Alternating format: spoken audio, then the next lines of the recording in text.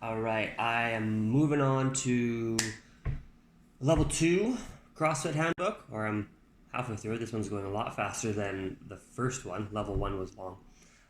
Level 2 talks about 8 common movement themes that are really common across all of the 9 foundational CrossFit movements. So the first one of these themes is called core stability.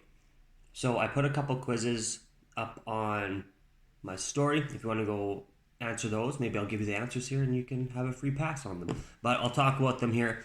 So the first one was a quiz. Which muscles are involved in core stability? Abs, spinal erectors, and obliques, or all of the above? Answer is all of the above. Those are all core muscles that help to stabilize your spine, either from flexion, lateral movement as well, and then flexion extension.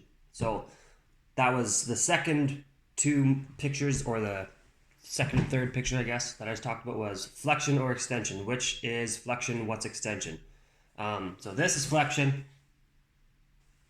When I'm leaning forward, this is a common position that you might see, like a rounded back position in the bottom of a deadlift.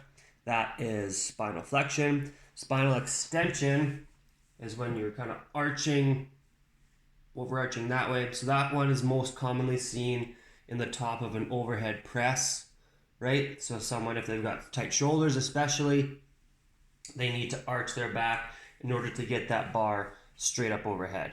So that is the difference between flexion and extension. Those positions in and of themselves aren't necessarily dangerous, right? Because our spine should be able to move. If someone goes and picks up a grocery bag off the floor with a flexed spine, they round their back a little bit, that's usually not going to be a dangerous thing for them. But if someone is picking up a 600-pound deadlift with a really rounded back position, that's kind of when it gets a little bit more dangerous, right? Another way to think of it is trying to be as efficient as possible. So if your spine is nice and rigid, it's locked in, it's in a nice neutral, natural position, your core is tight, everything's braced, you are going to be much more efficient at all of the core to extremity movements. So those are movements where we're transferring power, usually from our legs and hips, up through our core and into our arms for something like a push press or a push jerk or something, right? If our spine is not rigid and not stable, if it's kind of like, fly noodle kind of thing, then it's not going to be nearly as efficient in transferring that energy from our legs through our core into our arms. So solid, stable midline is crucial for safety and efficiency are the two biggest things there. So we want to make sure that we're always thinking about getting nice and braced. A couple cues for getting nice and braced before we do lifts like squatting or deadlifting are going to be, think about someone's coming in and is going to punch you straight in the stomach. How would you brace for that, right? Another thing you can do is put your hands just outside or just above your hips.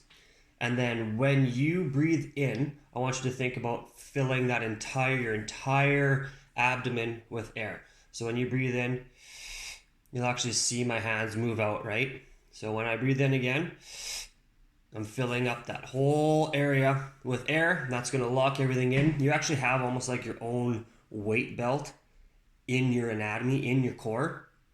A lot of people get a weight belt to help them brace, but you can actually do that yourself just with that proper breathing mechanics and getting braced properly. And then the last movement, or last way of thinking about bracing, which is a little bit less,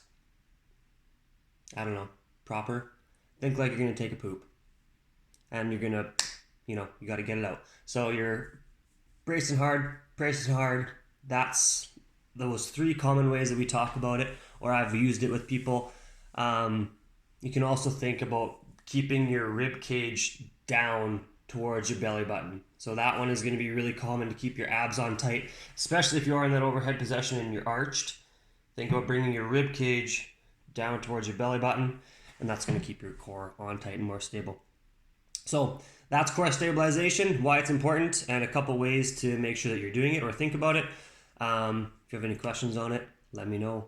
We'll talk about who knows what we'll talk about next, but go answer those quizzes. Now you got the answers.